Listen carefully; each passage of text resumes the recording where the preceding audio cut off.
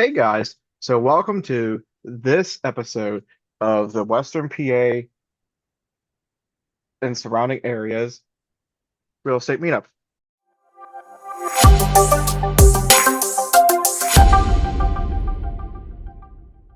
And so I'd like to start off today by talking about, so there's several books and there's several things, and since there's no one really else here, I'd like to talk a little bit about how we're trying to improve on our business and how we run our business and different thoughts about how we do certain things on our business.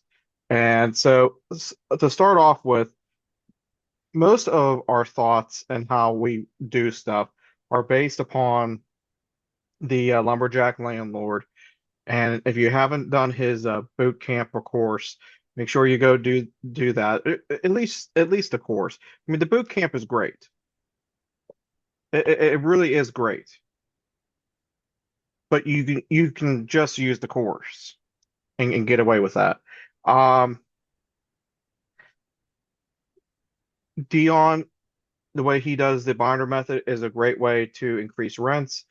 And another thing I like to add, and no one in the OREC community talks about this a whole lot, is Mike Butler's book, uh, Landlording Business on Autopilot. It's a great book on how to run your business. He's at least talking about how he runs it. And there's a lot of good takeaways and stuff between how to set up your emails and Google Voice numbers and a whole bunch of stuff like that. And so one of the big takeaways I got from his book is he talks about the self-serving guide tour. So his stuff is a little bit outdated in the sense that, because the book's a little bit older, but he talks a little bit about how he would have an office set up, and instead of racing over to the unit to show to someone, that he would have them come all the way to the office and sign out a key, and then drive all the way back to the unit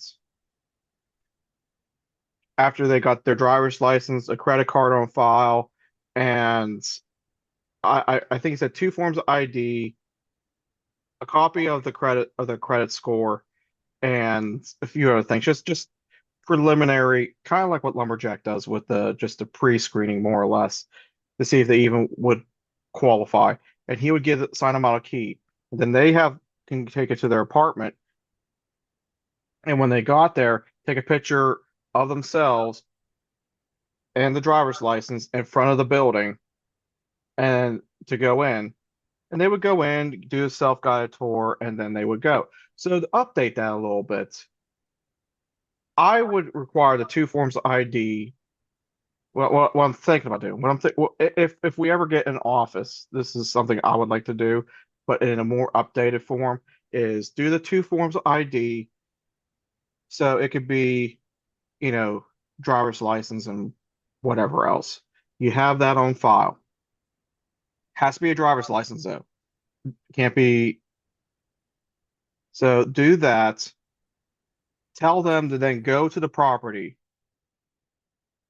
and then I'm planning on having digital keypads that you can control the codes with via the Wi-Fi and hide the box so that they don't know that's in there. And that way you can give them a code as they show up with the picture and the driver's license and then let themselves in. And then you can delete the code right after they leave. So that was one of the things I was thinking about doing. And another thing we're going to be working on is because eventually our goal is to have someone like an office person to handle like 90% of the work. And to do that, we're going to need policies and procedures on how to take corrective action on that type of stuff. And we want to try and have the bulk of the work so that they can just reference the material to how we would make our decisions. And so that's one of the things I want to work on, and that's why I asked Sin to come on today a little bit. But basically, as problems come in, to include it into the procedures, and I want to get people trained in the aspect to think like us. Like, how would we handle the different problems and take that thought process and the knowledge that we have provided for them and how the day-to-day runs to then go and be able to run the business. So I see we have the financial firefighter and Trade Better 99. How you guys doing? Doing great. Glad to be on. Potato Head. You I changed your saw you. setup. Oh, I did. Yeah, I don't have my. I just doing my work stuff. There's sunshine coming in behind you. I'm not used to seeing that. Yeah, man, it's storming out. I'm surprised I have power. I have a feeling I'm gonna lose power during this. It's flooding and storming right now, Dang. and we're somewhat of a third world country out here. So with a little rain, we lose power. Oh, Wow. we got Andy Diggins now. Hey, and he's a croc fella also. A croc party going on. I like this. Yeah.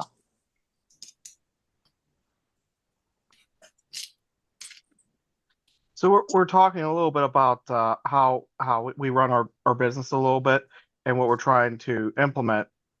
Um, Also, one of the next things we're trying to do is get a website up and going, and I want to try and streamline the whole process. I want to be able to advertise the apartments on. I'm tired of using what's it called? Turbo Tenant.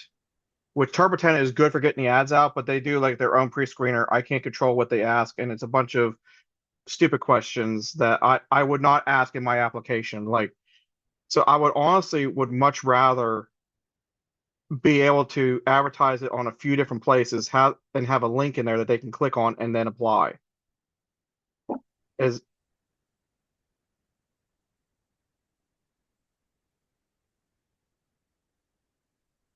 I thought Andy was going to say Yeah. something that the green box appeared around him.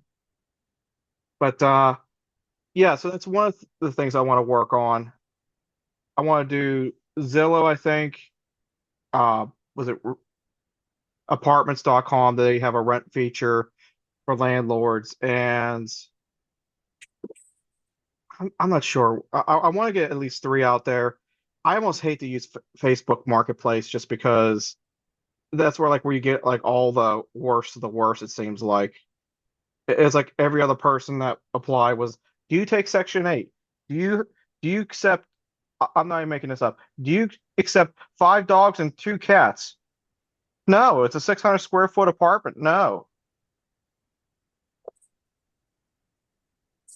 Hey Jack, Sure. I was you were talking about the self-guided tours for the Yes. rentals, and I was just thinking of something really neat. I'd like to figure out what it's actually called, but remember the my aunt has her condo where they're building more and more condos. So these are to purchase, and it's on in an HOA, but they have a system set up where it's all self-guided also. So once you do all of your checks and they know that you're serious about thinking about purchasing one of those homes, they on their lock system have a QR code. So they give you, whatever that code is, and you actually show up at the condo and you scan the lock is actually a QR code and you type in the code to get in. And I'm not it's the first time I'd ever seen a system ever like that. Hmm. I'd Is Yeah. that like to Pennsylvania? find out what it is. Yeah. Is that in Pennsylvania, son? Yes. Wow. That's impressive. It's about an hour. She's about an hour south of Pittsburgh. Okay, cool. Huh. I guess I just imagine my biggest worry about doing that would be that person walks in, QR code, and then they just whip out a lease and say, "Hey, I'm the tenant now. This is my lease." I don't know.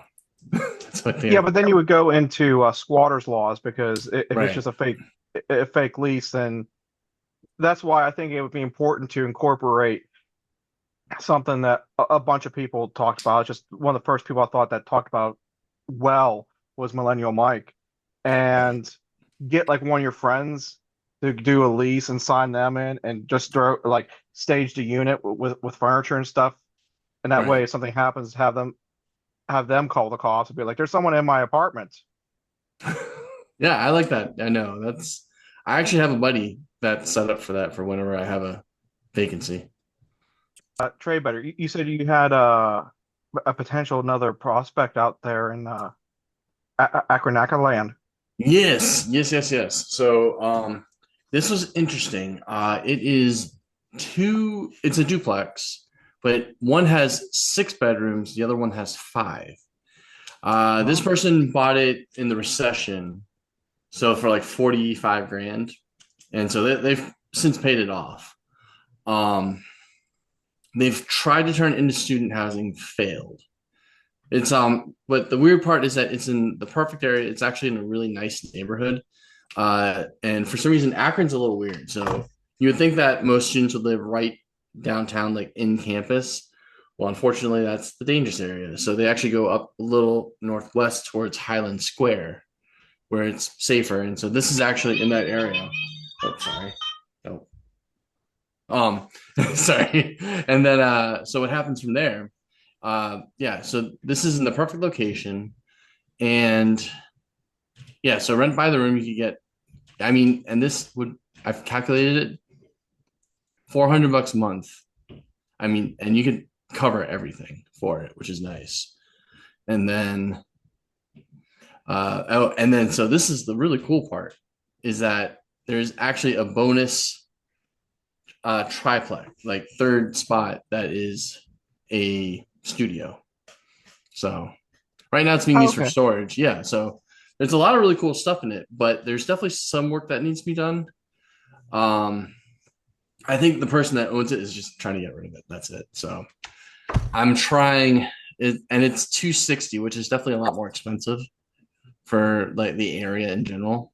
But Yeah, it's in better shape than most of the other areas or most of the other multi or even single family houses. yeah. Yeah, so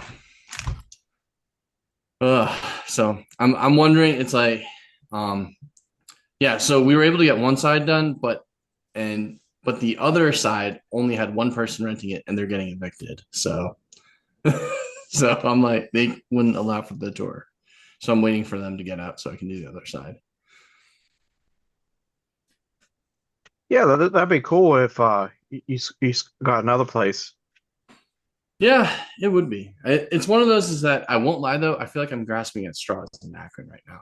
Is that there's a Hmm. lot of so anything that's I would say 115 below, people are just grabbing up quickly. Um, but the problem is that they don't care about the condition. They're just gonna put some paint on it and sell it and try and get a 30% return on it. So all of a sudden Yeah. houses are just like it's kind of gross. And there's this one place that I was trying to get as well. They were asking for 170 for a 600 square foot, like like each side duplex, which is way high. Um, yeah, but once again, people are just going all in, and right now there's a lot of people that are in distress. So I'm also kind of waiting it out to see what happens with them. Like how do the numbers look and stuff, or are they like the yield and all that? So for the yield, it's okay. So the yield is okay. Usually you should get about 10% for a house or property. With these properties, they're flipping. In theory, you're going to get 10 or 7 or 8%. But once again, most of these people are blue collar people. They're paying maybe $500 to $700 for rent. With these new purchases, all of a sudden rents jump up to 850 to 1,000 a month. And most of them are not families. These are single people that are just trying to get a place. So the numbers don't add up for them. And so this is what I see I'm seeing a huge problem building up in Akron right now, which is not what I expected. It sounds like you might want to come to Pittsburgh. I honestly, yeah, I'm really thinking about it. So You ever explored the Columbus market? Yeah. Oh, Columbus is beautiful. I have a few buddies that invest down that way. Hard part is though is that for Akron or Cincinnati, where you could buy a good property for 100, you're looking at least two, three times that in Columbus. I mean, just because of Wright Patterson, you have the Intel factory. There's just so much demand there that even if you go out to what is it, Princeton, Ohio, which is probably 45 minutes away, people are still, willing to pay just obscene amounts of money for Ohio market standards out there. So like 2 weeks ago, there's a new military uh, company going in uh, just south of. Trying to think what the name of the airport is. It's south of Columbus. Um, Okay. Gosh, it's a regular airport. It used to be an Air Force base. And anyhow, now there's a company going in there now that they're building. I think they're going to build some planes and stuff like aviation and drones. And they Really? announced it like 2 weeks ago. So it's going to be in South Bloomfield, Oh, nice. Asheville. So I'm trying to look a little bit up and through there, but obviously people's getting they're jumping all over the place on that. Yeah.